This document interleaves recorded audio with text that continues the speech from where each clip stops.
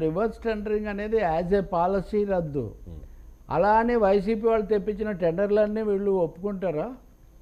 ప్రాక్టికల్గా ఒప్పుకోరు కదా. కాబట్టి ఏ ప్రభుత్వం ఉన్నా కానీ ఖచ్చితంగా అంతకుముందు చేసిన నిర్ణయంలో తప్పులు ఒప్పులు ఉండే సరిదిద్దటం ఇవి జరుగుతాయి. బట్ రివర్స్ టెండరింగ్ అనేది ఒక విధానము, మేము అది తప్పకుండా చేస్తాము అన్న దాని నుంచి మటుకు ఆ మాట వాళ్ళు వాడారు కాబట్టి ఆ మాట నుంచి వీళ్ళు విడగొట్టుకుంటున్నారు.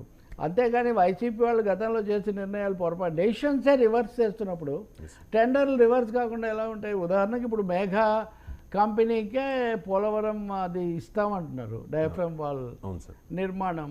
అది వీళ్ళకి కూడా అనుకూలం కాబట్టి ఇస్తున్నారు. వీళ్ళకి అనుకూలం కాదనుకోండి, అప్పుడు వేరే విధమైన నిర్ణయం కూడా తీయొచ్చు. సో రివర్స్ టెండరింగ్ రద్దు అనేది more a technical decision rather than ప్రాక్టికల్గా ఎప్పుడూ గత ప్రభుత్వ నిర్ణయాల్లో మార్పులు చేర్పులు ఉంటాయి. ప్రజలు